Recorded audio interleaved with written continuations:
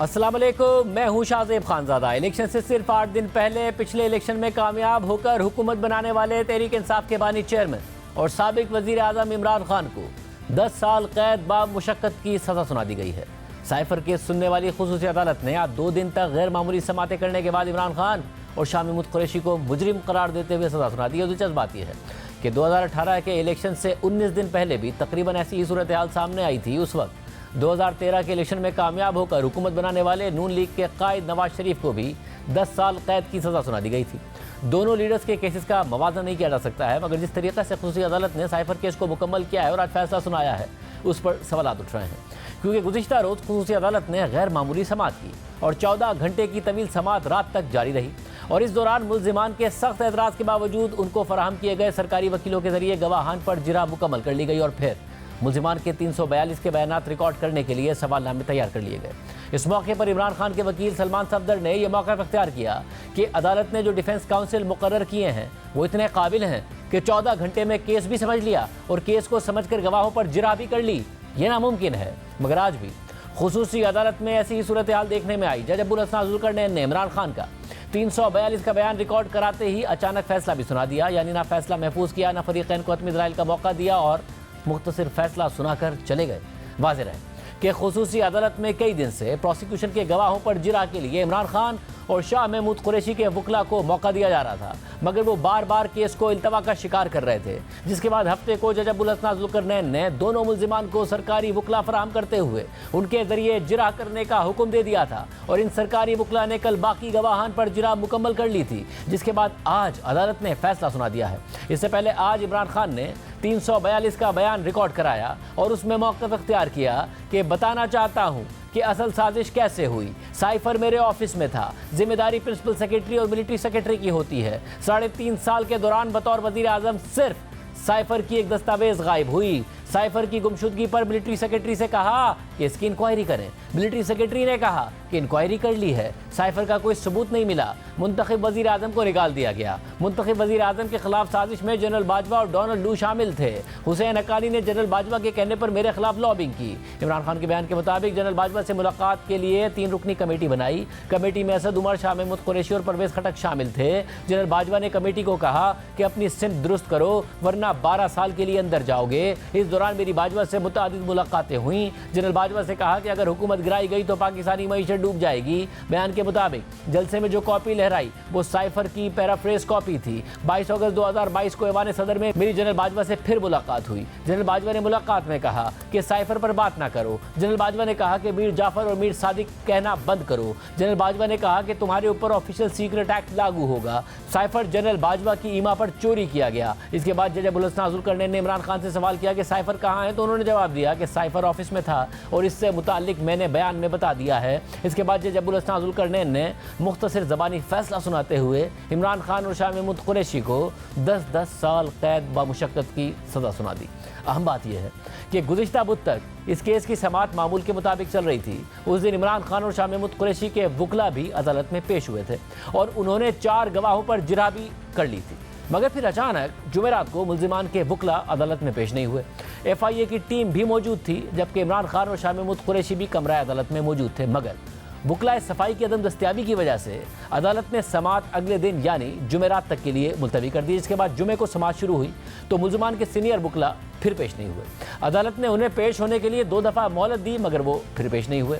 इस दौरान प्रोसिक्यूटर ने एतराज़ उठाया कि वकला सफाई नहीं आए, रोज़ इल्तवा लें तो हमें किस बात की सज़ा है कि हम रोज़ सुबह आ जाएं। बाज़ गवाहान जिरा के लिए दुबई से आए हुए हैं। अदालत अपने ऑर्डर में पहले भी तहरीर करा चुकी है कि वकला सफाई जिरा से गुरेज कर रहे हैं। जज अब्दुल हसन जुल्करनैन ने भी बरहमी का इजहार किया और कहा कि आप 3 बार पहले भी इल्तवा ले चुके हैं, कोई एक वकील तो आज हाजिर हो जाता। ये सरकारी मुलाजमीन हैं, कुछ बैरून मुल्क से जिरा के लिए आए बैठे हैं। मैं बतौर जज सुबह 9 बजे का बैठा हूँ, अब बहुत हो गया। मुल्जिमान खुद भी जिरा कर सकते हैं। मुल्जिमान ने फैमिली से मुलाकात और वकला से मुशावरत के लिए वक्त मांगा तो मेरी अदालत ने दिया।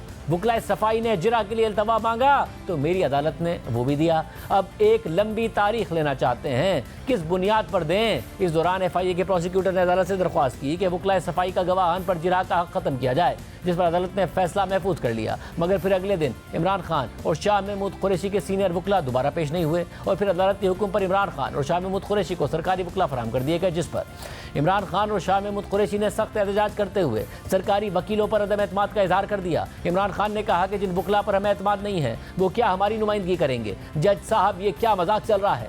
शाह महमूद कुरैशी ने कहा कि इधर भी सरकार उधर भी सरकार, ये मजाक हो रहा है, आपने फैसला सुनाना है तो ऐसे ही सुना दें। जज ने शाह महमूद कुरैशी को मुखातिब करते हुए कहा कि शाह महमूद कुरैशी साहिब, अगर आप खुद जिरा करना चाहते हैं तो आप खुद भी जिरा कर सकते हैं। 3 मरतबा तारीख दी मगर आपके वकला ने आने की जहमत नहीं की। उस समात में मुल्जिमान के एतराज़ात के बावजूद अदालत ने अपना फैसला बरकरार रखा था और सरकारी वकला ने हफ्ते को ही 9 गवाहों के बयानात पर जिरा भी मुकम्मल कर ली थी और फिर समात कल यानी 29 जनवरी तक के लिए मुलतवी कर दी गई थी। मगर ये समात भी अदालती वक्त ख़त्म होने के बाद रात तक जारी रही थी। फिर इसके बाद कल दोबारा समात शुरू हुई तो एक के बाद एक गवाह पर जिरा होती रही और रात तक 11 गवाहों पर जिरा मुकम्मल कर ली गई, जिसके बाद तमाम 25 गवाहों पर जिरा का अमल मुकम्मल हो गया। अब एक तरफ जहां अदालत ने बयानात कलमबंद कराने और जिरा के दौरान उजरत का मुजाहरा किया तो दूसरी तरफ तहरीक इंसाफ की तरफ से ताखीरी हरबे इख्तियार किए गए और केस को इल्तवा में डालने की कोशिश की जाती रही। हालांकि 22 दिसंबर को जब सुप्रीम कोर्ट ने इमरान खान और शाह महमूद कुरैशी की साइफर केस में जमानत मंजूर की थी तो साथ ही वाज़ेह तौर पर यह शर्त भी रखी थी कि दरख्वास्त गुजारों को जो जमानत की रियायत दी गई है वो उस वक्त मनसूख हो सकती है जब दरख्वास्त गुजार इसका किसी भी तरह गलत इस्तेमाल करेंगे, जिसमें ट्रायल के फौरी नताइज को मुलतवी करना भी शामिल है। हफ्ते को होने वाली समात के दौरान खुसूसी अदालत के जज अबुल हसन जुल्करनैन ने भी इसी ऑर्डर का हवाला दिया था और मुल्जिमान के वकला की मुसलसल अदम पेशी पर कहा था कि सुप्रीम कोर्ट ने हुक्मनामे में कहा है कि अगर ट्रायल में रुकावटें आती हैं तो अदालत जमानत कैंसिल कर सकती है। बहरहाल आज खुसूसी अदालत ने ट्रायल मुकम्मल करके फैसला सुना दिया है और इमरान खान और शाह महमूद कुरैशी को 10-10 साल कैद बा मुशक्कत की सजा सुना दी है। तहरीक इंसाफ ने इस फैसले को चैलेंज करने का ऐलान कर दिया। जज साहब ने अपने तरफ से क्वेश्चंस किए और कोई भी जो राइट आपका होता है क्रॉस एग्जामिनेशन का, 12 विटनेसेस को जिस तरीके से क्रॉस एग्जामिन किया, इसकी कभी आपको हिस्ट्री में मिसाल नहीं मिलेगी। तो ये जिस तरीके से लेके जा रहे हैं आप खुद अंदाजा कर सकते हैं कि इस सर्कमस्टांसेस में हम इनसे क्या तवक्को रखें और क्या एक्सपेक्ट करें कि क्या आईन और कानून के मुताबिक होगा। अगर आप किसी अक्यूज को आप अपना जो फंडामेंटल राइट्स है वो रिफ्यूज कर दे तो डिसीजन क्या आना है ये सब दुनिया जानती है। लेकिन मेरी एक रिक्वेस्ट जरूर है, अपने सारे फॉलोअर्स को, पाकिस्तान तहरीक इंसाफ के वर्करों को, सपोर्टर्स को, कैंडिडेट को और हमारे पूरे मुल्क के जो भी वेल विशर्स हैं उन सब से दरखास्त है कि आप तहम्मुल और बर्दाश्त का मुजाहरा करें। इंशाल्लाह हाई कोर्ट और सुप्रीम कोर्ट पे हमें एतमाद है। At the end of the day हमें रिलीफ मिलेगा इंशाल्लाह ताला। अगर ये कन्विक्शन भी करते हैं, कन्विक्शन क्वाश होगी। सजाए मौत भी देना चाहे सजाए मौत देते हैं, लेकिन आगे इंशाल्लाह ताला इनके पास केस से कोई जजमेंट को हम इंशाल्लाह चैलेंज करेंगे। और मुझे कोई शक नहीं है कि क्योंकि इंसाफ के तकाजे दूर दूर तक पूरे नहीं हुए बल्कि उनकी धज्जियां उड़ा दी गई हैं, यकीनी तौर पे ये अपील जो है वो सक्सेसफुल होगी। ये ट्रायल नहीं था, ये कोई केस की समात नहीं थी, ये तो एक फ्रॉड था अदालती निज़ाम से। जो वकील थे खान साहब के और शाह महमूद कुरैशी साहब के, उनको हटा दिया गया। जिन वकला को रखा गया उनकी जगह इजाजत के बगैर रखा गया। वो जो वकला थे वो भी रिकमेंडेड थे एडवोकेट जनरल ऑफिस से और प्रोसिक्यूशन टीम का हिस्सा थे कि ये मिस ट्रायल है। ये आर्टिकल 10A जो हमारा आइन का है जिसमें ये दर्ज है कि आपको क्रिमिनल ट्रायल जो है वो फेयर ट्रायल के जरिए चलना पड़ेगा, ये उसकी खिलाफ वर्जी है। जबकि आज एहतसाब अदालत ने तोशाखाना रेफरेंस में बुशरा बीबी का 342 का बयान कलमबंद कर लिया है, जबकि इमरान खान का 342 का बयान कल रिकॉर्ड किया जाएगा क्योंकि आज दौरान समात एहतसाब अदालत के जज मोहम्मद बशीर की तबीयत ख़राब हो गई, इसलिए समात कल तक के लिए मुलतवी कर दी गई। इमरान खान के वकला ने अदालत में हक के जिरा बहाल करने की दरख्वास्त दायर की तो अदालत ने दलाइल सुनने के बाद ये इस्तदा मुस्तरद कर दी। इसके अलावा वकला सफाई की 342 का बयान रिकॉर्ड करने के लिए 2 दिन का वक्त देने की दरख्वास्त भी अदालत ने मुस्तरद कर दी। दौरान समात एहतसाब अदालत के जज मोहम्मद बशीर ने 6 दफ़ा वक्फा किया। समात के दौरान इमरान खान का जज मोहम्मद बशीर से मुकालमा भी हुआ। इमरान खान ने कहा कि आपने हमारा हक के दिफा ख़त्म कर दिया, मैं गवाहों पर खुद जिरा करना चाहता था, मेरी गुजारिश है कि हमारा हक के जिरा बहाल किया जाए। जज साहिब क्या आज ही सज़ा का ऐलान करना है? तो जज मोहम्मद बशीर ने इमरान खान से कहा कि आप परेशान ना हो, इमरान खान ने मजीद कहा कि हमारे पास तोशाखाना के तहाइफ की असल कीमत आई है, इसलिए जिरा करनी थी, मुझे झूठे गवाहों को बेनकाब करना था, मुझे मौका मिलना चाहिए था कि अपना दिफा कर सकूं। आपने जल्दी जल्दी में सब कुछ कर दिया, मेरे खिलाफ झूठे गवाहों को पेश किया गया, साबिक वजीर आजम पर इल्ज़ाम लगा दिया कि ऑफिस बॉय के जरिए अरबों की करप्शन की। इमरान खान ने जज से मजीद कहा कि मेरी बीवी का इस केस से कोई ताल्लुक नहीं है, उनकी तौहीन की जा रही है, मेरी बीवी को तोशाखाना केस में ज़बरदस्ती घसीटा गया। जिस तेज़ रफ्तारी से ट्रायल हो रहे हैं, लगता है कि सारे फैसले आज होने हैं। मैं बार बार कह रहा हूँ कि मेरी बीवी का इस केस से कोई ताल्लुक नहीं है। वज़ीर आज़म हाउस के मिलिट्री सेक्रेटरी के जरिए झूठ बुलवाया गया। अब कल दोबारा समाअत मुकर्रर है, जिसमें इमरान खान का 342 का बयान रिकॉर्ड किया जाएगा। इसके साथ साथ आज इमरान खान ने तोशाखाना केस में हक के दिफा खत्म करने का जज मोहम्मद बशीर का फैसला इस्लामाबाद हाई कोर्ट में चैलेंज कर दिया है, जबकि इस्लामाबाद हाई कोर्ट के डिवीजन बेंच ने इमरान खान की नैब के तोशाखाना केस और 190 मिलियन पाउंड केस में जेल ट्रायल के खिलाफ दरख्वास्तें मुस्तरद कर दी हैं। यह फैसला चीफ जस्टिस आमिर फारूक और जस्टिस तारिक महमूद जहांगीरी ने सुनाया है। पूरी सूरत हाल पर बात करेंगे। हमारे साथ तहरीक इंसाफ के सीनियर रहनुमा हामिद खान साहब मौजूद हैं। नून लीग का भी इसके बाद मौका मालूम करेंगे। हामिद खान साहब, बहुत शुक्रिया मुझे ज्वाइन करने के लिए। ज़ाहिर तहरीक इंसाफ ये ऐलान कर रही है कि वो इस फैसले को जो साइफर केस में आया है इस्लामाबाद हाई कोर्ट में चैलेंज करेगी। कितनी जल्दी और किस किस्म के रिलीफ की तवक्को रखते हैं आप इस फैसले पर? देखिए, हम जैसे ही फैसले की नकूल मिल जाते हैं, इंशाल्लाह ताला हम कोशिश करेंगे कि 24 घंटे के अंदर अंदर अपनी अपील तैयार करके फाइल करें और इसकी फुल फोर्स सस्पेंशन मांगेंगे, इस कन्विक्शन की भी और सेंटेंस की भी। और आप ये एक्सपेक्ट करते हैं कि फैसला जिस तरीके से आया है, जिस तरीके से ट्रायल हुआ है, कलअदम हो जाएगा या रिमांड बैक होगा और वापस ट्रायल कोर्ट के पास आएगा? देखिए, ये तो हर सूरत जो है ये कलअदम होना चाहिए, क्योंकि ये तो ट्रायल ही नहीं था, ये मिस ट्रायल था और इस हर तरह के बुनियादी हकूक की खिलाफ वर्जी हुई थी। इस किस्म का ट्रायल सस्टेनेबल नहीं है। इसको क्वैश करके उसके बाद फिर ये अपीलेट कोर्ट की मर्जी है, वो चाहे तो उसको रिमांड कर सकती है for fresh trial before a different जज, क्योंकि इस जज ने तो मिसबिहेव किया है। जिस तरह से उसने डिफेंस काउंसिल्स को बाहर बिठाए रखा, उनको जिरा नहीं करने दी और अपनी मर्जी के प्रोसिक्यूशन से लेकर एक डिफेंस काउंसिल को मुकर्रर करके उससे जिरा करा दी 18 गवाहों को थोड़ी देर के अंदर। तो इसलिए ये तो ऐसी बड़ी गलती, कानूनी और आईनी गलती है, जिसको किसी तौर पर भी कोई भी जज जस्टिफाई नहीं कर सकता। सब और जुमेरात को ज़ाहिर है पहले वकला नहीं आए, फिर जुमे को सीनियर वकला नहीं आए, उसके बाद इन्होंने थोड़ी सी मोहलत दी और फिर कहा कि जी स्टेट काउंसिल आपको असाइन किए जाते हैं। आपके ख्याल में अगर जो इमरान खान साहब के, शामिद कुरैशी साहब के वकला थे, वो जितना लंबा चाहते जिरा करते, जब जज साहब का मूड भी नज़र आ रहा था, उससे पहले भी 2 दफ़ा इस्लामाबाद हाई कोर्ट में मामला गया, इस्लामाबाद हाई कोर्ट ने 2 दफ़ा कहा कि जी आप ट्रायल दोबारा से और एक स्टेज पर जाके शुरू करें, तो जज साहब का मूड पता था, तो आपके ख्याल में ये सही स्ट्रैटेजी थी वकला का ना आना? आते तो बेहतर होता। बात यह है कि इसमें सिर्फ एक दिन की एडजमेंट मांगी गई थी ना, जो हफ्ते वाले दिन, क्योंकि जो ट्रायल लॉयर थे हमारे सिकंदर जुल्करनैन, उन्होंने ये कहा था कि भाई मेरे दांत में तकलीफ एकदम हो गई है, मुझे लाहौर अपने डेंटिस्ट को दिखाने जाना है, तो इसलिए एक दिन की एडजमेंट दे रहे। कौन सी बड़ी बात मांगी थी कि हफ्ते की बजाय आप मंडे के लिए रख लें। आमतौर पे जब वकील बीमार हो या कोई इसकी तकलीफ हो तो अदालतें अकोमोडेट करती हैं, और इसमें तो ज्यादा लंबी एडजमेंट ही नहीं मांगी थी, एक दिन की बात थी। लेकिन उन्होंने बजाय कि एडजमेंट देने के, और जो कि हमेशा प्रैक्टिस है कोर्ट्स की कि ट्रायल जो डिफेंस काउंसिल है उसको अकोमोडेट किया जाता, उसकी जगह एक अपना मर्जी का एक वकील खड़ा कर दिया बतौर डिफेंस काउंसिल के। ये अनहर्ड ऑफ है। और फिर उसमें किसी किस्म की भी मुल्जमान की उसमें शमूलियत या रजामंदी नहीं थी। तो आप डिफेंस काउंसिल नहीं मुकर्रर कर सकते स्टेट के एक्सपेंस पर बगैर मुल्जमान की मर्जी हासिल किए, मर्जी उनकी उसमें कंसेंट लिए बगैर। तो ये तो सारी चीज ही गैर कानूनी और गैर आईनी हुई है। अच्छा, और जज साहब का मूड लग रहा है आपके ख्याल में रिटन ऑर्डर जल्दी आ जाएगा ताकि आप अपील कर सकें, या उसको भी वो प्रोलॉन्ग कर सकते हैं? ये तो वक्त ही बताएगा। सलमान सफदर साहब कह रहे थे कि उम्मीद है कि कल सुबह तक मिल जाएगी उसकी सदका नकूल, लेकिन हम कुछ नहीं कह सकते जब तक हमारे पास आ नहीं जाती, तब तक हम कुछ भी नहीं कह सकते। सर शॉर्ट टर्म में तो सेंटेंस हुई है, मगर जिस तरीके से उन्होंने कल 14 घंटे की लंबी समातें की और उसके बाद आज सुबह फैसला सुना दिया, स्टेट काउंसिल असाइन कर दिया, इजरा कर नहीं दिया, आपके ख्याल में वैसे फ़ायदा ही होगा इमरान खान साहब को इस केस में कि आगे जाके शाह महमूद कुरैशी साहब को, क्योंकि इस्लामाबाद हाई कोर्ट में स्टैंड नहीं कर पाएगा ये किसी अदालत में भी इसको कबूल नहीं किया जा सकता जिस अंदाज से ट्रायल हुआ है। इसको कोई अदालत भी किसी तौर पर भी अपहोल्ड नहीं कर सकती।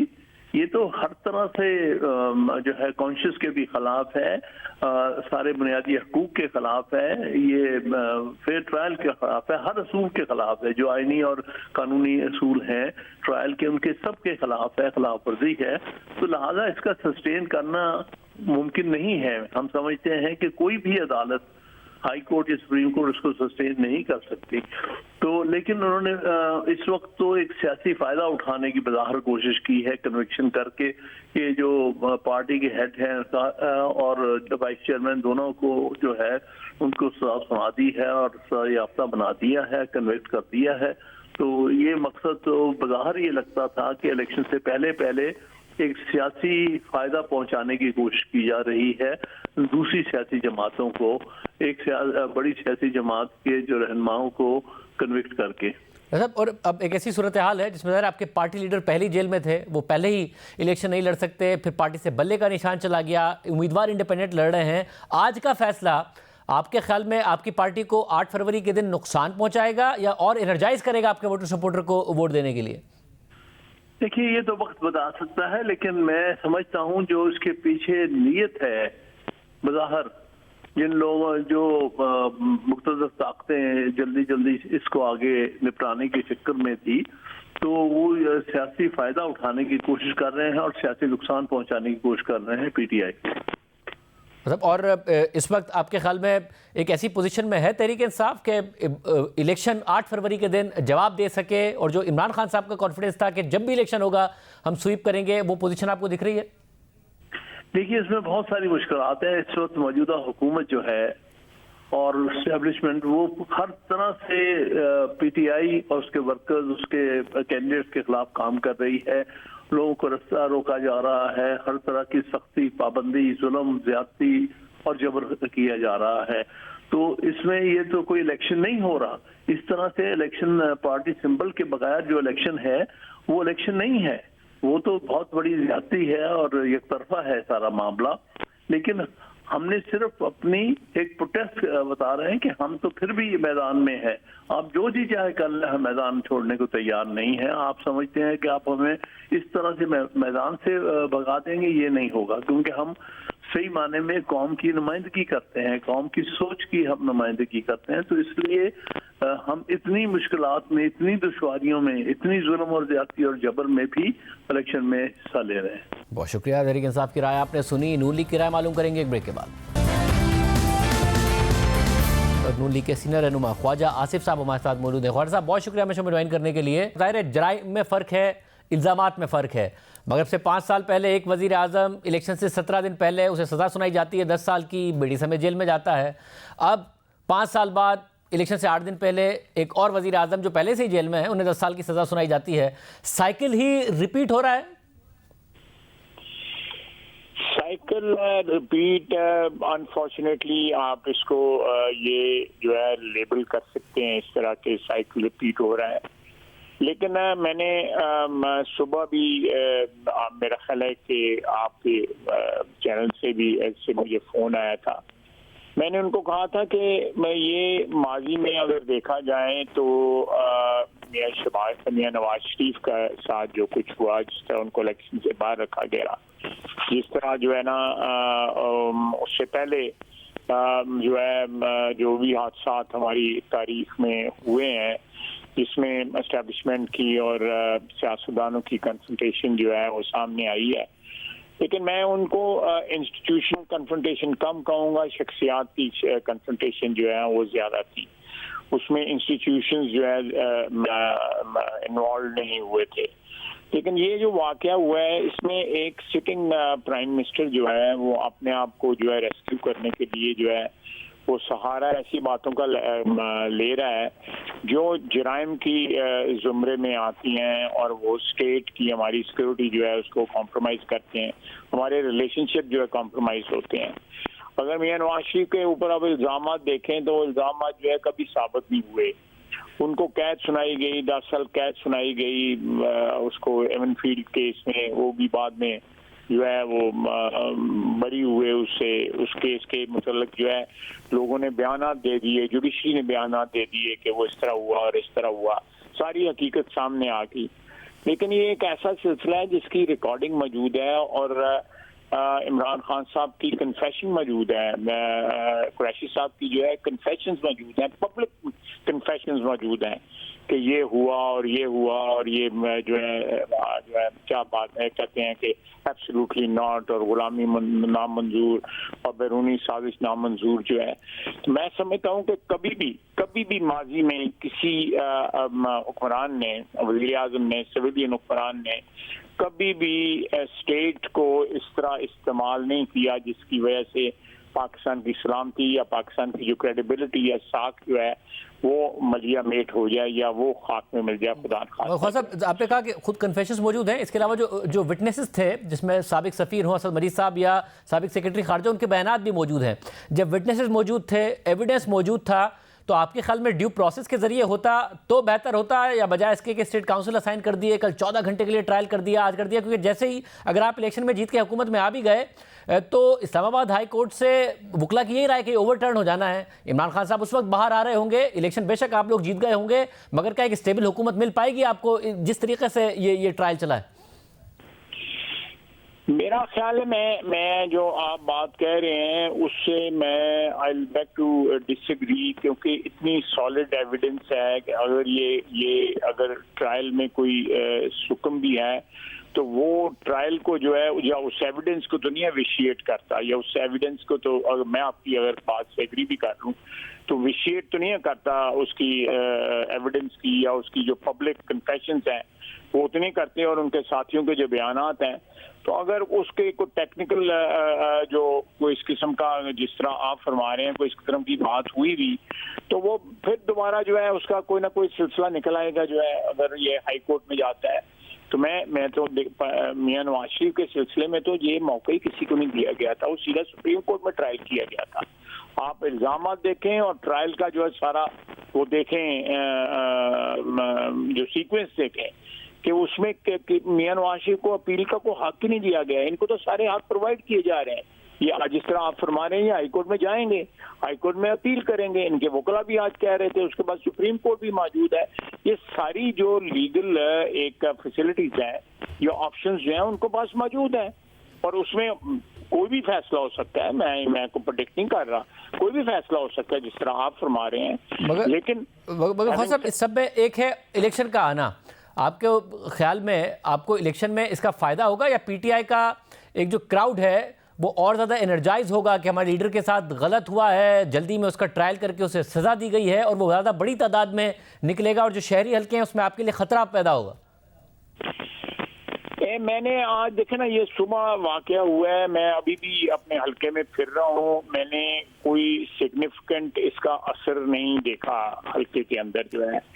This can work both ways, जो है जिस तरह आप कह रहे हैं उस तरह भी हो सकता है और दूसरा जो है जो पीटीआई की जो सपोर्ट रह गई हुई है उसको ये डैम्पन भी कर सकता है, उसको डिस्करेज भी कर सकता है कि लोग जो है कोई एक फेट अकम्प्लीट समझ के जो है ना हो सकता है जो वो उतने एक्टिव ना रहे। बोथ साइड में ख्वाजा साहब क्या आपके वोटर को भी इलेक्शन के दिन रोक सकता है कि जी एक ये फैक्टर आ जाए कि जीत तो जाना ही है, मुखालिफ है नहीं कोई, इसलिए क्या करना है वोट डाल के? आपके अपने वोटर को भी रोक सकता है, जो उसकी एनर्जी है वो भी लो हो सकती है। नहीं, कंप्लेसेंस आ सकती है, मैं इस बात से भी आपकी एग्री करता हूँ कि कंप्लेसेंस जो है ना वो आ सकती है। लेकिन हम अपनी जो है सपोर्टर की आज भी अभी मेरा चौथा पांचवा जो है ये कॉर्नर मीटिंग है, छोटी छोटी यूनियन काउंसिल्स में मैं लगा हुआ हूँ, ख्वातीन की भी साथ जारी हैं, गाँव वगैरह में भी आज मैं गया हुआ था, रूरल कॉन्स्टिट्यूंसी में भी गया हुआ था। तो मैं समझता हूँ कि इस वाक़े का इफेक्ट जितना हम समझते थे उतना इफेक्ट नहीं हुआ कैंपेन के ऊपर या इलेक्ट्रेट के ऊपर जितना मैं अज्यूम करता था, और उतना नहीं हुआ। और जो मियां साहब आए सियालकोट में, ज़ाहिर एक बड़ा क्राउड आप लोगों ने पुल किया, आपके ख्याल में आपकी अपनी कैंपेन में फ़र्क पड़ा है? मियां साहब जब निकल रहे हैं, क्योंकि वो लेट निकले हैं, कम जलसे कर रहे हैं, एक फ़र्क आप पड़ रहा है? मैं सिग्निफिकेंट फर्क पड़ता है। बड़ी वैल्यू एडिशन होती है हमारी कैंपेन में जब मियां नवाज शरीफ किसी कैंपेन में आके पार्टिसिपेट करते हैं किसी शहर में। हमारी 5 जो कॉन्स्टिट्यूंसीज हैं सियालकोट की, उनमें डेफिनेटली फर्क पड़ा है, क्योंकि शहर के लोग भी थे और हमारे जो देहाती हल्के हैं उसके लोग भी जलसे में आए हुए थे, और वो एक डेफिनेटली एक पैगाम लेके गए हैं। और वैसे भी इलेक्ट्रॉनिक मीडिया के ऊपर ये दिखाया जा रहा था, लाइव दिखाया जा रहा था, उससे डेफिनेटली असर पड़ा है, डेफिनेटली असर पड़ा है। तो आपका बड़ा क्लोज कंटेस्ट था 2018 में, हालांकि आप कहते हैं 2018 के मुकाबले में अलग था। इस वक्त आपकी पोजीशन एक कंफर्टेबल पोजीशन है या फिर एक खतरे में है आपका हल्का? नहीं, मैं कोई बड़ा बोलने से जरा हेजिटेट करूंगा, लेकिन मुझे तसल्ली है कि इंशाल्लाह विल सेल थ्रू, इंशाल्लाह। और जो अर्बन एरियाज़ हैं, लाहौर हो गया, दीगर जो पंजाब के एरियाज़ हैं, क्योंकि रूरल में तो आपकी पार्टी कह रही थी कि हम बड़े तगड़े हैं, अर्बन में कम्पीट कर पाएंगे? आज़ाद उम्मीदवारों के साथ भी टफ चैलेंज देने जा रही है आपको पीटीआई? देखें, मैं एक बात बताऊं आपको, ये आज़ाद उम्मीदवार जो है ना, अगर ये पीटीआई के ट्रेडिशनल उम्मीदवार होते हैं ना, जिनके चेहरे पहचाने हुए हैं, तो वो ज़्यादा थ्रेट पोज कर सकते थे। लेकिन ये नए जो रिक्रूट्स आए हैं पीटीआई की सफ़ों में, और वो अपना वकालत का कोट और टाई भी नहीं उतारते ना, ये सोते भी मेरा ख्याल उस तरह, कॉर्नर मीटिंग भी उसी में अटेंड करती है। तो ये एक किस्म की ज़रा बख्तर है जो उन्होंने पहनी हुई है, मुख्तलिफ खदशात की को मद्देनजर रखते हुए। तो उनकी वो आइडेंटिटी वो कायम नहीं हो रही जो उनके जो ट्रेडिशनल कैंडिडेट थे, मसलन लाहौर में थे या सियालकोट में थे, वो लोग नहीं हैं। एंड मेरा अपना ख्याल है कि वो उस तरह पीटीआई का वोट जो है पुल नहीं कर सकेंगे जिस तरह उनके जो रिकग्नाइज चेहरे जो थे, जो सिक्का बंद लोग थे, अगर उनको टिकट मिलता। बहुत शुक्रिया। और सबकी गुफ्तगू आपने सुनी। आखिर 8 फरवरी को होने क्या जा रहा है, इस पर तज़िया मालूम करेंगे एक ब्रेक के बाद। दोबारा खुशामदीद नाजरीन। आज की सज़ा का तहरीक इंसाफ के वोटर सपोर्टर पर क्या फ़र्क पड़ेगा, 8 फरवरी को होने वाले इंतखाबात पर क्या असर पड़ेगा, इस सब पर बात करने के लिए हमारे साथ सुहेल बड़ाई साहब मौजूद हैं, जिन्होंने आज पहली दफ़ा में कराची स्टूडियो से ज्वाइन किया है। बड़ाई साहब बहुत शुक्रिया हमें ज्वाइन करने के लिए। तो साहब, ज़ाहिर एक फ़ैसला आया है, इमरान खान साहब पहले ही जेल में थे, पहले ही डिस्क्वालीफाइड थे, आज एक फ़ैसला आता है 10 साल कैद की उन्हें सज़ा हो जाती है। कोई फ़र्क पड़ेगा इस फैसले से, क्योंकि बहुत जल्दी ट्रायल करके फैसला अनाउंस किया गया? मेरा ख्याल है अगर इसको जो है अक़ली तौर पर और गैर जज्बाती होकर देखा जाए तो इसके कुछ फ़ायदे हैं पीटीआई को, कुछ नुकसान है। फ़ायदा ये है कि जब आपका लीडर मज़लूम होता है, उस पर जुल्म हो रहे होते हैं, तो जो डाई हार्ड सपोर्टर है उसकी सिंपथी भी और बढ़ जाती है, उसकी कमिटमेंट भी बढ़ जाती है, और दूसरों के ख़िलाफ़ उसकी नफ़रत में भी इजाफ़ा हो जाता है। लेकिन इसकी जो लूप साइडेडनेस है वो ये है कि इलेक्शन में कई किस्म के वोटर होते हैं। कुछ डाई हार्ड सपोर्टर होते हैं, वो ज़्यादा से ज़्यादा 20% 15% होते हैं सोसाइटी में, और उसके बाद एक फ्लोटिंग वोट होता है जो 20 से 25% होता है, जो कि स्विंग के साथ चलता है। वो देखता है कि किसको इक़्तिदार मिल रहा है, वो हर वोटर जो है वो अपने मुफाद के मुताबिक वोट देता है। तो जब इस तरह का फ़ैसला आ जाता है तो वो जो स्विंग वोटर है, वो जो फ्लोटिंग वोट है, वो समझता है कि मेरी ये पार्टी तो अब इक़्तिदार में नहीं आ रही। पीटीआई ने अभी तक ये भरम बड़ी कामयाबी से रखा हुआ था कि तमाम चीज़ों के बावजूद भी हम जीत जाएंगे, और बहुत से लोगों को, पीटीआई के लोगों को ये यकीन भी है कि भाई हम तमाम हदें उस दिन 8 फरवरी को हम कमाल कर देंगे। लेकिन जब इस तरह का फ़ैसला आ गया तो ये तासुर डेफिनेटली इसका जाएगा कि भाई वो तो इमरान खान तो जेल से ही अभी नहीं निकल रहा, और उसका कोई चांस नहीं रहा हुकूमत में आने का।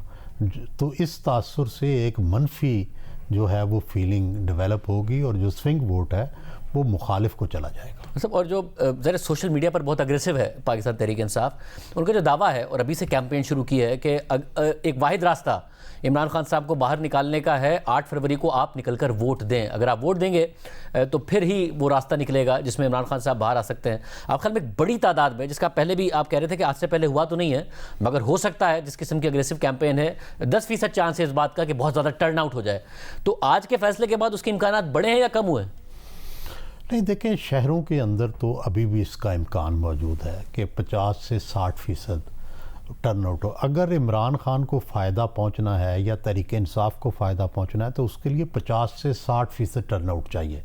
अगर 40 से 50% टर्न आउट हुआ तो इसका मतलब है कि तहरीक इंसाफ नहीं निकली। ये एक नॉर्मल इलेक्शन होगा जिस तरह के माजी के इलेक्शन होते हैं। तो अगर माजी से डिफरेंट करना है तो बड़ी भारी तादाद में निकलना पड़ेगा। तो दूसरी बात यह है कि जो इमरान खान साहब की और गौहर अली की पॉलिसी में भी मुझे फ़र्क लगता है कि बैरिस्टर गौहर अली की जो पॉलिसी जा रही है वो बड़ी डेमोक्रेटिक, और ऐसे लगता है कि वो चाहते हैं कि पार्टी को बचा के इलेक्शन में हर तरह से शामिल करें। बावजूद इसके कि तहरीक इंसाफ के अंदर जो इंतहा पसंद लोग हैं वो कन्फ्रंटेशन चाहते हैं, वो लड़ाई चाहते हैं, लेकिन बैरिस्टर गौहर ने बड़ा अच्छे तरीके से कन्फ्रंटेशन को अवॉइड करके किसी ना किसी तरह वो चाहते हैं कि लीगल तरीके से हम इलेक्शन में चले जाएं। तो मेरा ख्याल है कि ये एक सोच की तब्दीली मुझे नज़र आ रही है। अब ज़ाहिर है गौहर अली साहब ने ये इमरान खान को भी कन्विंस किया होगा, वगरना पीटीआई तो हर चीज़ पे रिएक्ट करती है। लेकिन आज भी उनका यही बयान आया है कि सब्र करें और हम कोर्ट्स के अंदर जाएंगे और कोर्ट्स के अंदर हमारा चांस है जो है वो केस विन करने का। तो ये पाकिस्तान हाइब्रिड सोसाइटी के अंदर आपको इस तरह की अप्रोच से ही चलना पड़ता है। अगर कन्फ्रंटेशन करेंगे, 9 मई का वाक़या होगा या लड़ाई होगी, तो उसमें तो ताकतवर जो है वो हमेशा जीतता है। जाहिर है सिविलियन के पास तो ताकत नहीं होती। तो दूसरी एक आपने जो बात की, देखें पाकिस्तान में अगर आप देखें कि फ़र्ज़ करें सारी सीटें भी पीटीआई जीत जाए, ठीक है, एक स्वीप कर जाए, तो ठीक है, इसका दबाव तो पड़ेगा इस्टेब्लिशमेंट पर। लेकिन पाकिस्तान की इस्टेब्लिशमेंट ने जनरल याहिया खान जैसे कमज़ोर जनरल के भी होते हुए इन्होंने इक़्तिदार नहीं दिया था अवामी लीग को और पीपल्स पार्टी को। 1.5 साल 1.25 साल तक नहीं दिया था। फिर बेनज़ीर भुट्टो 1988 में जब वो जीती तो इनको भी इंतज़ार कराया जब तक डील नहीं की। तो हमारे यहाँ देखें बहुत ताकत लूप साइडेड है। ये रियासत में मुक़्तदरा बहुत ताकतवर है, तो उसमें पॉलिटिशियंस को अगर अपनी स्पेस लेनी है तो बड़े तरीके से लेनी है। अच्छा, और ज़ाहिर 9 मई के वाक़े से पहले आपकी खुद मुलाकात हुई थी इमरान खान साहब से। आप बताते रहे कि आपने उनसे कहा था कि CBMs करें, ये अग्रेसिव और इल्ज़ाम तराशी की सियासत है, इससे ज़रा एक तरफ आएँ, मगर वो नहीं माने। मगर उसके बाद भी हमने देखा है 9 मई से पहले भी 9 मई के बाद भी आपके ख्याल में एक दुरुस्त स्ट्रैटेजी थी जो बैकफायर कर गई, या एक बहुत ही फेल्ड स्ट्रैटेजी थी जिसको इमरान खान बहुत प्रोलॉन्ग कर गए, वरना वो ये जितना भी फेलियर था इसको अवॉइड कर सकते थे जो यहाँ तक सूरत आ रही? नहीं, देखें, एक मिस परसेप्शन वहाँ पैदा हो गया था। मैं वहाँ 3 दफ़ा गया हूँ, तहरीक जो ज़मान पाक है, वहाँ पे परसेप्शन ये था कि पूरी कौम इनकलाब के लिए तैयार हो चुकी है, और अब जो मुखालिफ हैं, चाहे वो जनरल हैं, चाहे जज हैं, चाहे अवाम है, चाहे पॉलिटिशियन है, वो अब बस सैलाब में बह चुके हैं। ये जो परसेप्शन सी, आपको पता है अगर परसेप्शन गलत हो तो फैसले भी गलत होते हैं। तो इस परसेप्शन की बुनियाद पे उनका ख्याल था कि अगर मैं गिरफ़्तार होऊंगा तो शहरों में आग लग जाएगी, लोग जो है इनकलाब ले आएंगे, और दूसरी तरफ अगर ये वाकई साजिश थी तो इसमें कुछ जज भी थे, कुछ जर्नैल भी थे। तो ये गलत परसेप्शन जो है इस पे गए, और 9 मई के वाक़े से मुक़्तदरा को मौका मिल गया कि उन्होंने फिर इनके ख़िलाफ़ टेक ऑन किया। आप ये देखें कि 9 मई से पहले क्या होता रहा है कि 9 मई से पहले कई दफ़ा पुलिस ज़मान पार्क गई, ठीक है, लेकिन ह्यूमन शील्ड कह लें या अवामी दबाव कह लें, वो ना अंदर दाखिल हो सके। अगर एक दफ़ा दाखिल भी हुए तो इमरान खान वहाँ नहीं थे। तो बेसिकली तो रियासत को और पुलिस को बार बार शिकस्त हुई है। इसी शिकस्त को उन्होंने अपनी स्ट्रेटजी बना लिया। और इमरान खान ये भूल गए कि पाकिस्तान में भुट्टो जितना कोई पॉपुलर नहीं था। तो भुट्टो का जब मुक्तदरा से लड़ाई हुई तो कोई बचाने नहीं आया, लाखों लोग निकले, 8,000 के करीब लोग जो हैं वो कत्ल हुए, ठीक है, और हज़ारों लोग जेलों में गए, फांसियां हुई। तो पाकिस्तान के अंदर सियासतदानों को लचक का और ऐसा रवैया रखना चाहिए कि जिससे एस्टेब्लिशमेंट से लड़े ना, स्पेस लें, और वो कारकर्दगी की बुनियाद पे लिए हैं। अगर आप लड़ेंगे तो आप पीछे चले जाते हैं। हमने देखा कि हर बार जब भी मुक्तदरा की और सियासी जमातों की लड़ाई होती है हम पीछे चले जाते हैं बजाय इसके कि आगे बढ़ने के। तो असल बात तो यह है कि जमहूरियत के लिए फ़ायदेमंद है आगे बढ़ना। साहब, अब एक चीज़ जिस पर बार बार कैंपेन कर रहे हैं बिलावल भुट्टो ज़रदारी साहब, और वो ये कि अगर आप आज़ाद उम्मीदवारों को वोट देंगे तो ज़ाया होगा, हमें दें, क्योंकि इस वक्त नून लीग बमुकाबला पीपल्स पार्टी है।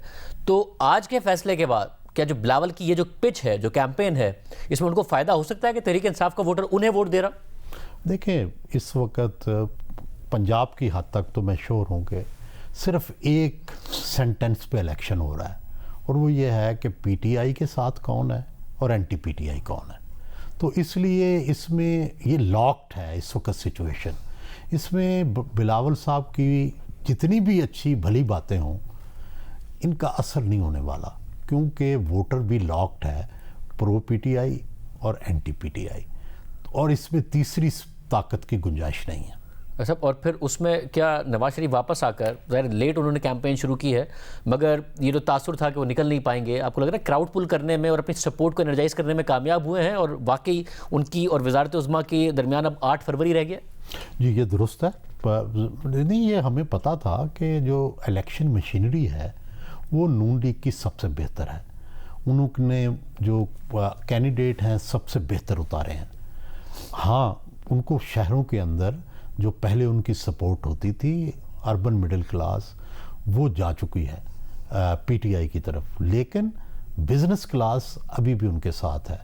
उन्होंने फिर चुनाचे अब ये किया है कि वो देहात पर जो देही हलके हैं उन पे ज़्यादा फोकस है। उनको पता है कि शहरों में हमें सीटें लूज़ करनी पड़ेंगी, इवन 218 से भी ज़्यादा लूज़ करनी पड़ेंगी, लेकिन उसका वो गेन जो है वो लेना चाहते हैं देही हलकों में, वहाँ अच्छे कैंडिडेट खड़े करके।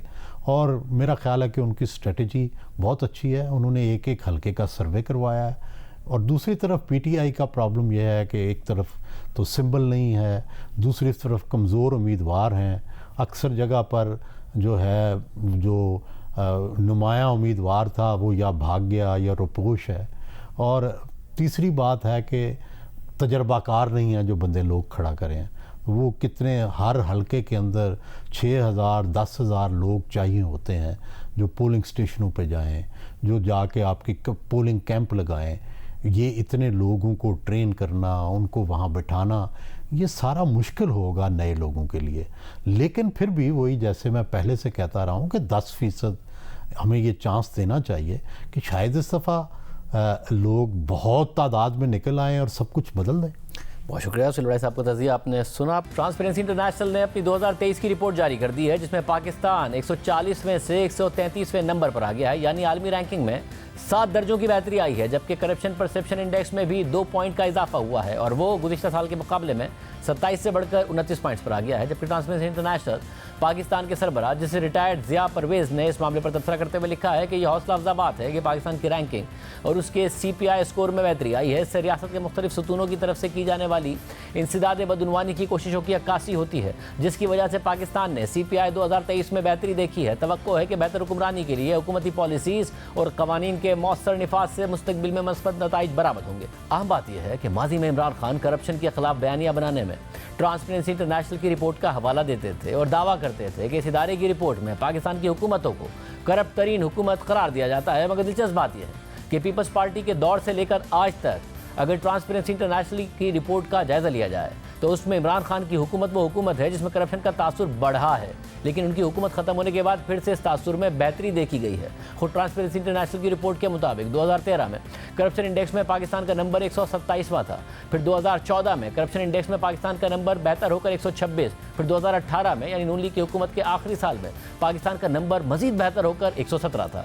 तहरीक इंसाफ के पहले साल यानी 2019 में पाकिस्तान 117वें नंबर से 120वें नंबर पर चला गया। 2020 की रैंकिंग में पाकिस्तान 120 से मजीद गिरकर 124वें नंबर पर चला गया और 2021 में पाकिस्तान 140वें नंबर पर चला गया और फिर 2022 में जिसके 3 माह में पीटीआई की हुकूमत रही और तकरीबन 9 माह तक पीडीएम की हुकूमत रही, उसमें भी पाकिस्तान का नंबर 140 ही रहा, मगर फिर 2023 में पाकिस्तान के करप्शन के तासुर में 7 नंबर्स की बेहतरी आई है, यानी पाकिस्तान 140वें से 133वें नंबर पर आ गया है। और अब इन अदाद-ओ-शुमार को लेकर नून लीग इलेक्शन से पहले तहरीक इंसाफ और इमरान खान के खिलाफ वही बयानियां बना रही है जो इमरान खान अपोजिशन में साल हर साल इन जमातों के खिलाफ बनाते रहे। नून लीग की मरकजी क़यादत यानी नवाज शरीफ, शहबाज शरीफ और मरियम नवाज ने ट्रांसपेरेंसी इंटरनेशनल की रिपोर्ट का हवाला देकर कहा कि सबसे करप्ट दौर इमरान खान का दौर था।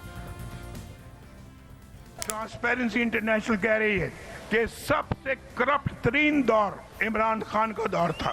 ये उन्होंने कहा है। भाई आओ साकिब निसार बताओ, तुमने तो इसको दिया था सर्टिफिकेट, सादिक और अमीन का सर्टिफिकेट तुमने दिया था और इन जज ने दिया तो इस्तीफा दे के घर चले गए। कौम को बताओ कि दुनिया उसके बारे में ये राय रखती है। ट्रांसपेरेंसी इंटरनेशनल की रिपोर्ट आई है और उसमें ये रिपोर्ट में लिखा है कि 2018 में जब नवाज शरीफ का तख्ता उल्टा गया उसकी हुकूमत का, तो उस वक्त करप्शन पाकिस्तान में कम हो रही थी और जब इमरान नियाजी का दौर आया तो करप्शन दोबारा ऊपर गई।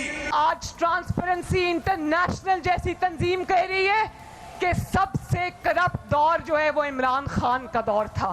साकिब निसार का, सादिक और जो अमीन का सर्टिफिकेट दिया था, आज पूरी दुनिया उसकी हकीकत देख रही है। साकिब निसार भी देख रहा होगा, मुंह छुपाने की जगह नहीं मिलेगी कहीं भी। इजाज़त दीजिए, अल्लाह हाफ़िज़।